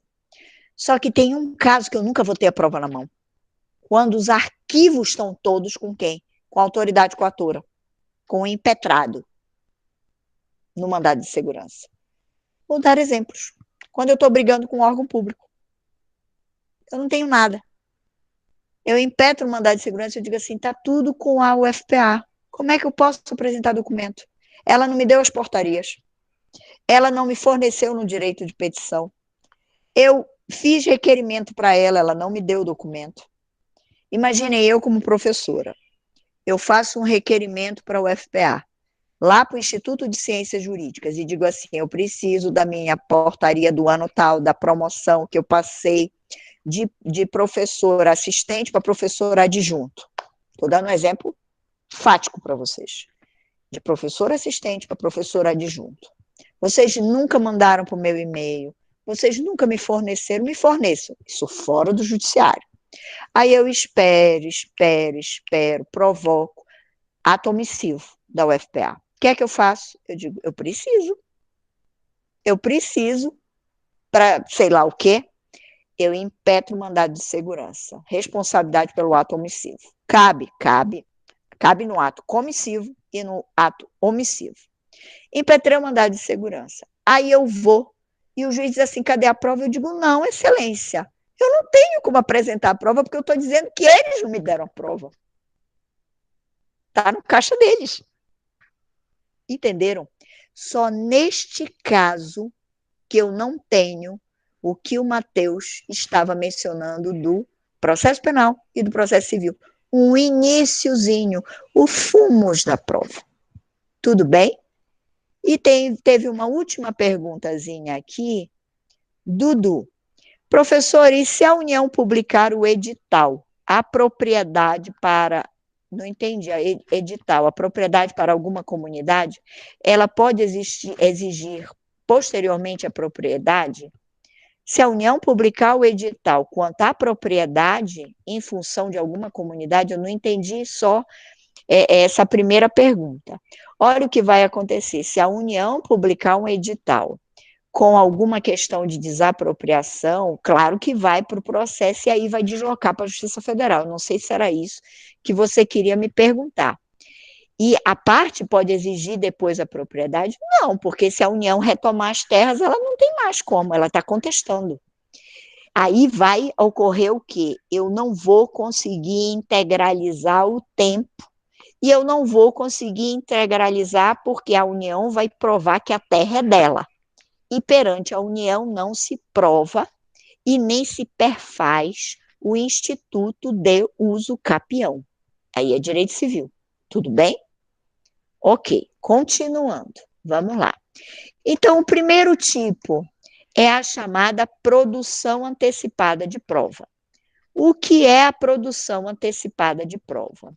A produção antecipada de prova, ela é uma técnica onde eu ingresso com uma ação de antecipação de prova, ou seja, uma ação mesmo, petição inicial, ou eu peço dentro de um processo. E eu vou dar o exemplo, para ficar claro para vocês. Vamos lá. Eu ingresso hoje com um processo discutindo, eu sou procuradora do Estado, tá?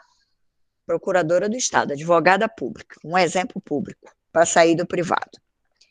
Se vocês forem fazer concurso, e sempre é um concurso muito visado, procurador do município, procurador do Estado, procurador da União. Vamos lá, advocacia pública. Eu sou procuradora do Estado. Eu ingresso com uma ação de improbidade administrativa, porque houve corrupção na merenda escolar. Eu estou dando um exemplo verídico, tá? Houve corrupção. A merenda escolar, ela sempre, quando há licitação para comprar para as crianças, elas são colocadas em depósitos, que o poder público, quando não tem a casa, quando não tem o local, ele paga aluguel para um privado. Isso tudo é feito licitação, vem os licitantes, eu sou dona de vários depósitos, tá? Pessoa privada. E eu ganho a vida com isso. E eu fico alugando, tá? Para as pessoas colocarem lá nesse depósito. O Estado não tinha depósito. Como via de regra, não tem, tá? E aí ele pegou, contratou um privado para armazenar, fazer a armazenagem da merenda escolar. Colocou lá. A merenda escolar foi comprada quase vencida. Ficou podre dentro do depósito. Pergunto para vocês: o objeto desse processo para o procurador do Estado provar corrupção da autoridade pública, do agente administrativo e político. Pergunto para vocês, não é sobre a merenda? Se a merenda sumir, como eu vou provar que ela está vencida e podre? Mas eu pergunto para vocês, o dono do depósito pode ficar com uma merenda estragada, podre lá dentro? Como é que faz com isso? Vai esperar a audiência marcada para 2022? Vai ficar 2 anos dentro do depósito? A merenda podre? Então, se usa produção antecipada da prova. Porque existe a necessidade de que essa prova seja feita antes de 2022. Que prova, professora? Uma perícia, para mostrar que ela está vencida e estragada. O que vão fazer depois, professora? Retiram essa merenda e vocês sabem o que ela vira? Adubo, porque ela não serve mais para criança e para consumo algum. Ela vira adubo. ela vira alimento para a terra. Se joga na terra, se faz um trato, tá, um tratamento, e ela se torna adubo. Eu estou dando um exemplo verídico, que tanto o dono do depósito veio brigar com o Estado, quanto o próprio Estado precisou pedir a produção antecipada de prova para que ela não se perdesse. Entenderam? Outro exemplo, produção antecipada de prova de pessoa, tá? Eu tenho uma testemunha, eu sempre, coitada, eu mato um velhinho. Eu tenho uma testemunha de 70 anos de idade, que já sofreu 2 infartos, que já está com estente no peito, que está todo bichadinho, coitada. A minha testemunha. Eu espero a audiência de 2022, a testemunha pode vir a falecer, ou eu imediatamente produzo antecipadamente a prova testemunhal. São exemplos para vocês entenderem que o fato da vida, ele é mais veloz que a relação jurídica processual e os problemas do judiciário, os problemas estruturais. O sentido técnico, o sentido procedimento, o sentido caminho do procedimento, o iter do procedimento. Iter, o latinês. Então, se faz a produção antecipada de prova. Mas eu não queria falar só isso para vocês. O novo Código de Processo Civil, no artigo 381, ele criou 2 incisos novos e maravilhosos da produção antecipada de prova. Um deles diz respeito a você forçar a produção antecipada de prova para tentar um acordo, ou seja, ele está homenageando a via autocompositiva. Eu tenho uma prova que é tão forte que eu vou produzir ela logo, com uma ação de antecipação de prova, uma ação probatória autônoma. Professor, eu entro com esse nome como advogado, advogada? Sim. Vem perante Vossa Excelência propor ação probatória autônoma, que é para dar vazão aos incisos 2 e 3. É tão forte a minha prova que eu vou emparedar o réu. E ele vai vir para o acordo. E eu não vou precisar de um processo que demore 10 anos, que demore 5 anos, que demore 4 anos. Isso é a cultura de solução, a cultura de resolução, a tentativa da autocomposição, a homenagem ao acesso à justiça. Tudo bem? Então, esta é a produção antecipada de prova. Oi, filho, eu termino 10 horas, tá? Já estou quase terminando, tá? E aí, nós temos depois a ata notarial. Esta ata notarial é um ganho para o CPC. Não existia antes de 2015. O que é a tal da ata notarial 384? Isso é novidade, novidadíssima, tá? Estou brincando com o termo para vocês, do CPC 2015. O que é a tal da ata notarial? A ata notarial é um fato que eu quero documentar ele, que eu não quero que ele se perca. Vamos dar um exemplo facílimo. Conversa de WhatsApp. Que, professora, vamos todos agora estar enrolados. Estarão todos enrolados. Conversa de WhatsApp. Pode ser apagada? Pode. Vamos correr contra o tempo. Antes da parte apagar, que são aqueles segundinhos, né, minutinho, o que é que a gente faz? A gente printa, pac. Só que eu pergunto para vocês, essa prova não é frágil?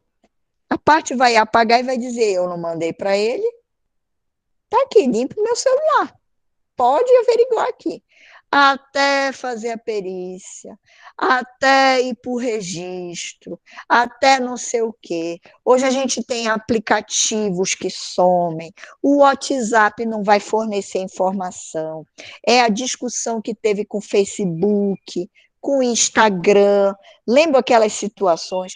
Olha o Joel ajudando a gente, ainda mais possibilidade de montagem. Gente, a arte estagem tem para tudo que é gosto, tá? Podem até contratar um especialista para limpar. Sei lá. Não sou especialista de TI. Nem quero ser, tá? Então é um caos. Caos. O que é a ata notarial? Eu não printei, eu corro ali com o tabelião. Professora, quem é o tabelião? É um concessionário de um serviço público, um prestador de um serviço público, um oficial público. Eu corro com ele e digo assim: lavra uma certidão, lavra uma ata, dizendo que isso daqui é verdadeiro. Querem outro exemplo? A tela do computador. A tela do computador. Eu pego meu celular, é porque eu não sei se vocês estão me vendo, que eu estou com a caixinha pequena aqui. Eu pego o celular, paf, tiro a foto, corro com o tabelião. Professora, mas essa prova, raciocine comigo. A senhora não acha que ela é frágil? Pode ser, mas é uma prova. Olha o que eu vou dizer. Em um conjunto de provas ou em não ter nenhuma prova, eu quero uma prova mais. Eu quero alguma prova. Então, é mais um elemento de prova. Olha que legal. Então, a ata notarial já era um movimento Itália, França, Alemanha. Ou seja, já se tinha isso com os cartórios, tá? Com as serventias, é o nome técnico, extrajudiciais. Por que não no Brasil? Por que não a gente não ter mais esse elemento de prova? Então, hoje está incorporado no CPC. Foi um grande ganho, tá? É uma ata notarial. E lembrem-se da lei dos cartórios. Qual é o papel de um notário público? Notário, que emite notas, ofício de notas, que atesta que aquilo que eu levei para ele é verdade, ok? A autenticidade, ele autentica. Por isso que eu chego bem ali e digo: autentica, por favor, essa minha cópia. Está aqui o original. Eu levo a carteira de identidade, bate a cópia e eu digo: coloque aí a sua assinatura. Ele pega, assina e a gente paga um dinheirinho para autenticar. Não tem jeito, tá? Dinheirinho, uma besteirinha lá. A gente deixa lá para o ofício de notas.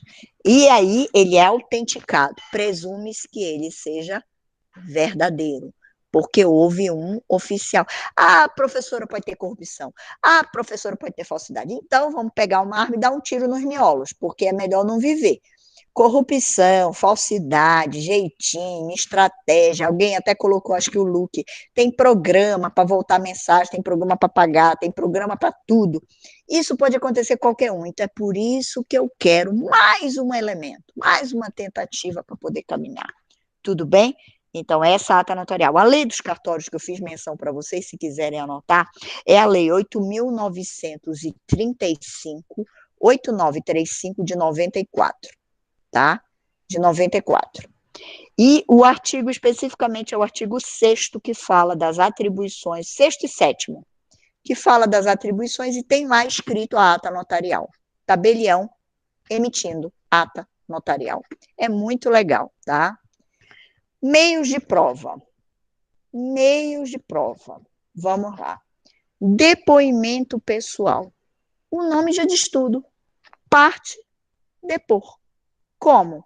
A parte requer, eu sou autora, quero que deponha, ou o juiz determina de ofício. Olha o poder instrutório dele. Olha, a lei já dizendo especialmente que ele pode determinar. Como é o depoimento pessoal? A parte chega lá e diz assim: olha, conte o que você viu, como aconteceu, o que é que ocorreu. E aí a parte vai contar, tá? O que é que ocorreu, tal, com as perguntas. Existem dois tipos de confissão. Quando a parte olha para o juiz, já se treme todinha, E espontaneamente ela já sai, doutor, olha, aconteceu isso, isso, isso, isso, isso, e o juiz está tudo registrando lá na ata de audiência. Essa é a confissão espontânea e real, imediata. Mas eu posso ter a confissão provocada. O que é a confissão provocada? É que o juiz, com as perguntas, ou a própria parte, aí que a gente vê o bom advogado. O advogado, doutor, o senhor quer perguntar o quê?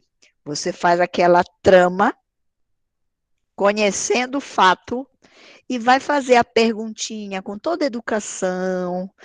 Primeira pergunta que eu faço para vocês, os que já estão nos estágios. A pergunta é direto para a parte, ou a pergunta eu faço para o juiz e o juiz que faz olhando a parte? A pergunta é direto para a parte, ou a pergunta é pelo juiz e o juiz traduz para a parte? O que é que vocês acham? Nosso sistema já avançou ou estagnou ainda pelo juiz? Nosso sistema super avançou. Nesta aula, perfeito, Natasha. A Natasha já respondeu direto para a parte. Nesta aula aqui, nesse nosso encontro, eu coloco para vocês. Vejam aqui, eu vou marcar. Perguntas agora no Brasil, artigo 459. Princípio da mediação. O juiz fica passivo. Eu digo para o advogado, doutor, pergunte direto para a parte. Mas, professora, será que não imprime uma feição mais forte, psicologicamente? Não era melhor o sistema anterior, direto para a parte, ou pelo juiz, não era melhor? Não dava uma lisura, uma autenticidade, uma força, um elemento psicológico? Claro que não. Olhem só, eu sou juíza. Para quem ainda não faz estágio, eu sou juíza. Eu tenho que cantar, assoviar e dançar. Se eu ainda tiver que ouvir a pergunta e ainda ter que traduzir para a parte. Vamos lá. Como era o sistema anterior? Eu olho para o secretário, leio a ata para ver se ele está registrando certo, tá? Olho para o secretário, leio a ata para ver se ele está registrando certo, olho para o advogado para saber a pergunta e ainda tenho que olhar para a parte para fazer a pergunta para ela. Quantas vezes eu tô, olha para um lado, olha para o outro, eu ia ficar tonta. Pergunta direto e o juiz fica livre para ele raciocinar melhor. E mais, eu vou dar um elemento para vocês.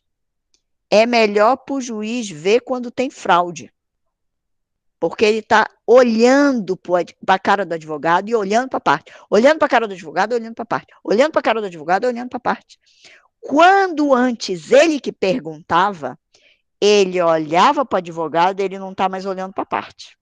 Ele não sabe que trejeito, se ela está pegando no cabelo, se ela está pegando no nariz, se ela está passando batom. Não sei, não sei. De repente, eles disseram, olha, se tu pegares no cabelo, significa isso. Se tu pegares 2 vezes, significa aquilo. Não sei. O jeitinho, a estratégia, a fraude, o conluio, a colusão. Então, agora, o juiz fica mais livre. E ele assiste melhor. Quem gosta de série, levanta a mão. Eu gosto. Mas eu só vejo séries de Netflix para dar exemplo para vocês. Olha, perfeito, Joel está dizendo outra. Se a parte olhou para o WhatsApp, hoje ainda tem o smartphone na mão, tá? Eu pergunto para vocês, eu só vejo Netflix para dar exemplo para vocês, só por isso, tá? Então vamos lá. Na série Suits, na série How to Get Away with Murder, na série lá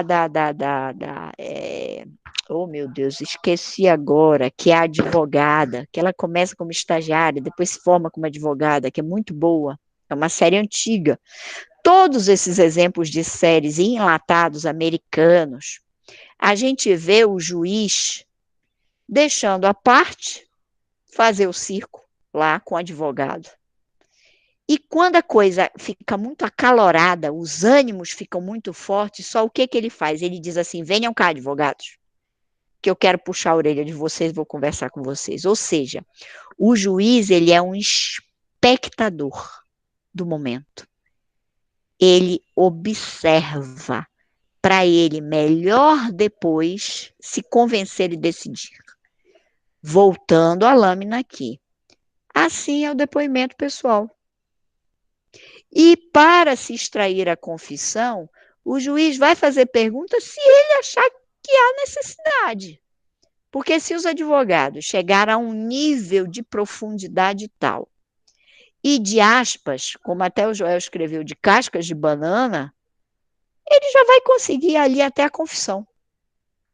Agora, olhem aqui uma maneira de blindar e se chegar verdadeiramente ao que é o fato. Parágrafo 2º do artigo 385. Não deve assistir o depoimento do outro. E parágrafo 3º, olha o elemento tecnológico hoje. Colheita pode ser feita por o quê? Videoconferência ou outros recursos. Isso até na seara penal, que é extremamente discutível. Tá? Agora, eu coloquei uma observação aqui. Como é que fica na pandemia? A pessoa tem que estar na sua casa, à parte. A testemunha também tem que estar na casa. Como é que a gente está lidando com isso? Os juízes estão reclamando horrores. Estão se criando, alguns juízes, algumas salas virtuais, na tentativa de um não ouvir o outro. Links diferentes. Alguns gravam nos programas para poder preservar o que eu falei para vocês. E vou dar mais um dado, tá? No problema da pandemia. Os juízes, alguns, estão indo já para o foro e fazendo híbrida. O que é audiência mista? Audiência híbrida. Alguns vão para o judiciário e outros ficam em casa.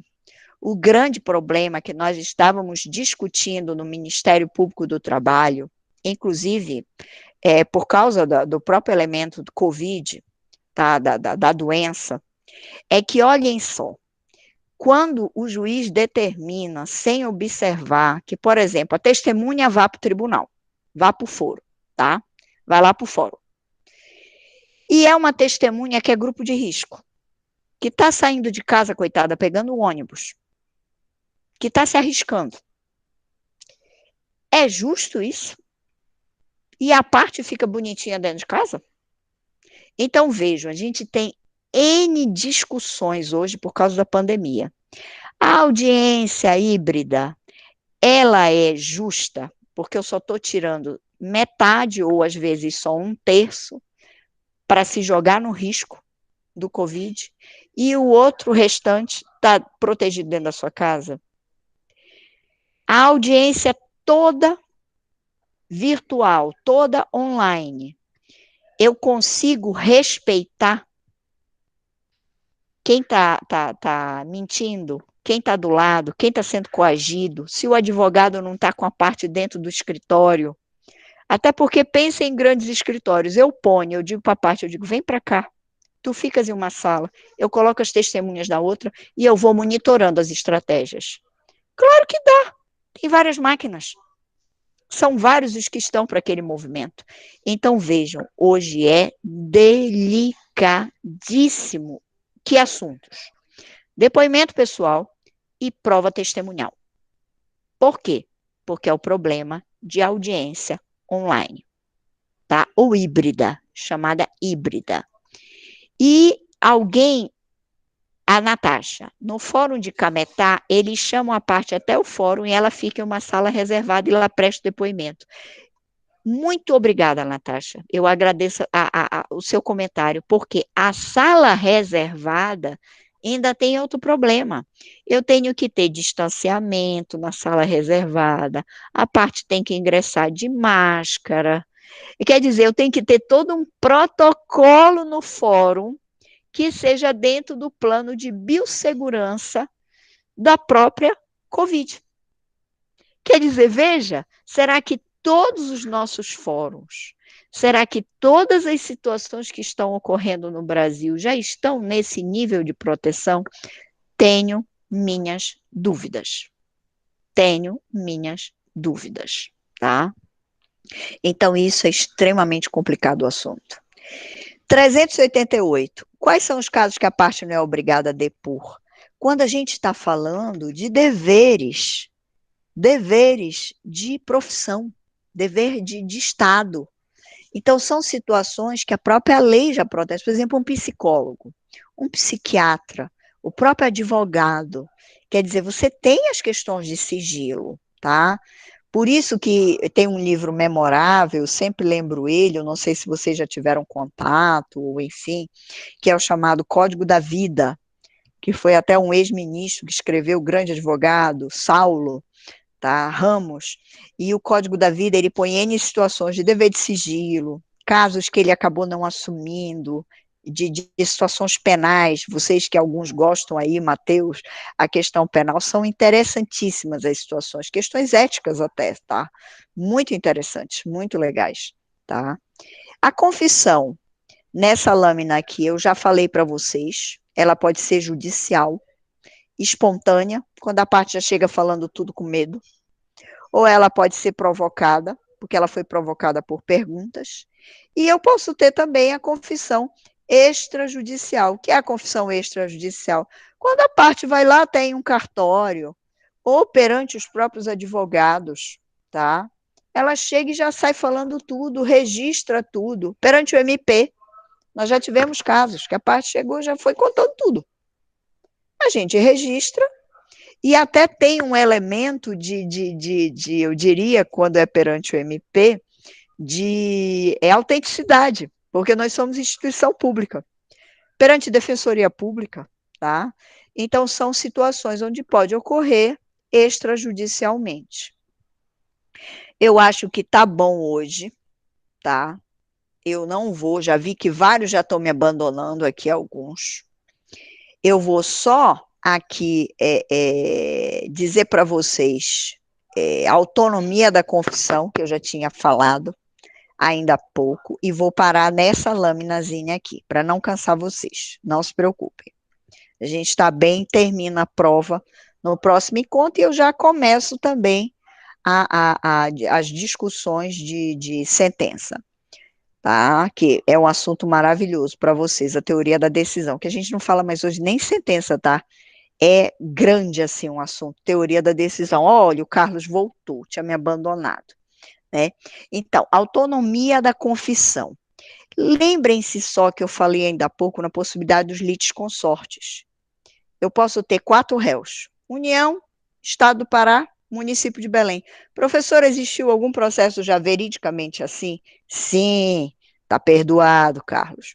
Então, vocês têm um processo agora, na pandemia, contra o hospital que tem verba de SUS, União Federal, implicação com situações no estado do Pará por conta da pandemia, um hospital de referência que atinge municípios. Então, olhem só, o polo passivo, União, verba federal, está, claro que aí a Natasha perguntou ainda há pouco, essa ação está onde? Na Justiça Federal, TRF, tá?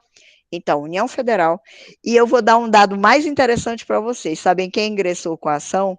Ministério Público Federal, em conjunto com o Ministério Público do Trabalho, em conjunto com o Ministério Público Estadual. 3 ministérios públicos no polo ativo, e litisconsórcio ativo, que não é necessário, é facultativo, e o polo passivo, litisconsórcio passivo necessário, porque aí diz respeito a todos, a demanda, tá? Então é bem interessante. Vamos supor que a União chega lá e confessa. Por isso eu já vou entender que o Estado confessou? Por isso eu já vou entender que o município confessou? Claro que não. A confissão entre litisconsortes, ela é autônoma. Ponto. Mais um exemplo, eu prometo, é a última coisinha que eu vou falar para vocês, que eu vou me empolgando, senão eu vou ficar com vocês até meia-noite, tá? Já seria ótimo. Enfim, direitos reais, agora que o Bacon acalmou, já não está mais latindo aqui, direito, está quietinho, dormindo, ele adora as minhas aulas, aí ele dorme, que é uma beleza. Ou odeia, né? Que aí ele prefere dormir. Direitos reais sobre imóveis. Vamos lá, questão de marido e mulher. Eu caso com comunhão universal. O que é comunhão universal? Tudo de todos. Pergunto. Marido resolve confessar lá em um processo. A confissão é da mulher também? Sim ou não? Mas, professora, a senhora casou com comunhão universal. Sim, aí atinge os dois. Por quê? Por causa da indivisibilidade do patrimônio. Natasha, vamos só ajeitar um pouquinho aí a casa. Os bens comunicam para os dois, porque é comunhão universal. Aí tudo é dos dois. Porque eles casaram o antes, o durante e o depois é tudo dos dois. É um regime que hoje está praticamente em extinção. Tá? Era um regime das antigas. As pessoas casavam com aquele sentido de casamento, só amor. Hoje não. Pensa logo no dinheiro, pensa se deve casar ou não casar assim, com o que bem, né? Então hoje a situação ficou um pouco diferente. Comunhão parcial. O antes não comunica, o depois comunica. Se é uma propriedade adquirida na constância do casamento, a confissão comunica. Mas se é algo que foi antes do casamento, não comunica. É autônomo. E o artigo 391 diz: eu não posso ter a confissão me prejudicando se eu casei no regime de separação. Ou se é um bem separado. Aí sim, Natasha.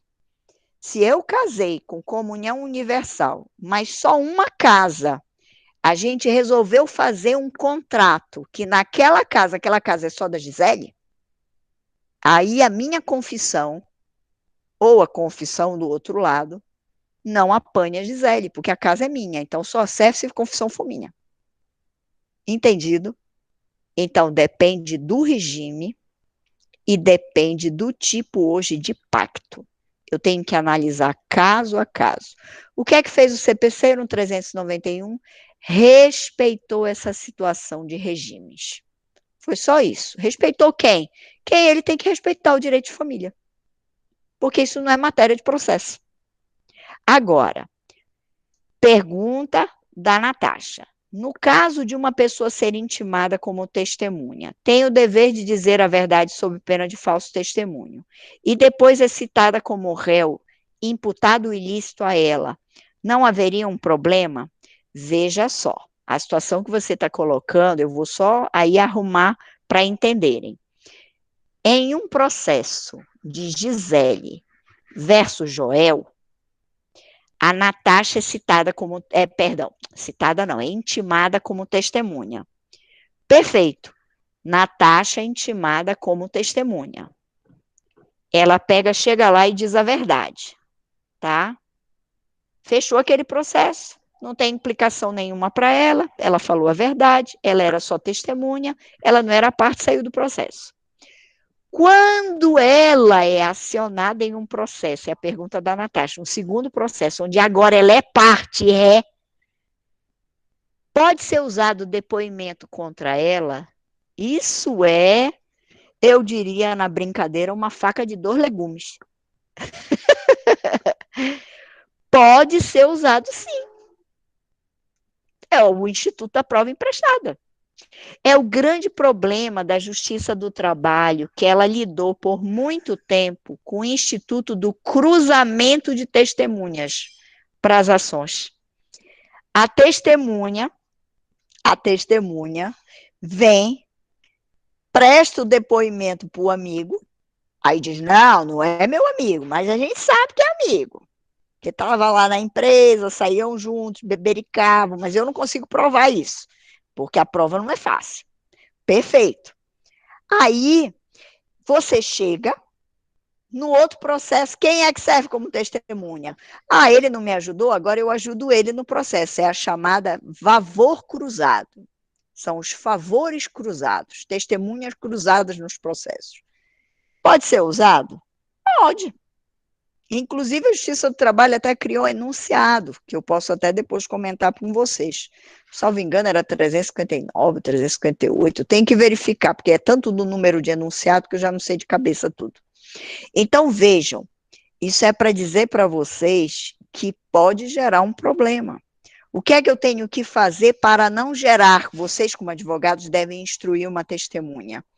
Para ela dizer a respeito daquela parte, naquele ambiente localizado dela. Agora, se é um ambiente comum, aí não tem jeito. Aí é o risco do processo. Se eu conseguir localizar para aquela parte o fato da parte, assim que eu tenho que instruir minha testemunha, você vai chegar lá e dizer, olha, o João entrava a tal horário, o João saía a tal horário, o João tinha um problema esse tal da jornada, aquele tal da situação, e isso tudo objetivamente, sem nenhum juízo de valor, porque é esse que é o papel da testemunha, sem valorar. Quem tem que valorar é o juiz, é o fato. E se ela precisar, aí já vai ser com uma outra conotação no processo dela. Mas se o ambiente é comum, o arrastamento da prova fatalmente pode ocorrer da prova emprestada. Porque a gente está falando, preste atenção, porque eu vou dizer agora e fim da aula. Eu posso ter uma coletivização da prova. Eu posso ter, num ambiente comum, uma situação que não é só a um, mas é a vários. Então, eu não tenho como impedir que aquele depoimento não sirva para vários. É a mesma coisa da perícia. Ah, foi feita uma perícia para o João dentro da fábrica. Mas realmente, será que é só o João que vai aproveitar aquela perícia? Não. Eu vou dar um exemplo para vocês. Pátio de aeronave, aeroporto. Todo mundo que ingressa, todo trabalhador no pátio, a perícia feita vai servir a todos. Ah, mas só um ingressou em juízo. Tudo bem.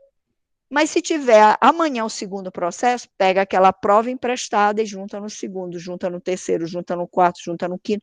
Só tem que respeitar essa prova uma coisa: contraditório. Todos têm que falar sobre a prova. Que aí eu não posso ter unilateral o sentido da prova. Fechou? Tudo bem? Bom, então a gente vai parar aqui. Acho que tá bom por hoje. Fiquem tranquilos. Quero desejar aí um bom restinho de semana, já um final de semana, estudando, é claro, todos, processo todos, e tudo de bom. Até a próxima quinta, tá? Não se preocupem, ficou gravada. Eu vou até agora parar a gravação e vamos disponibilizar para vocês.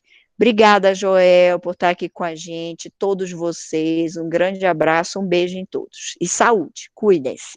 Um beijo, até logo.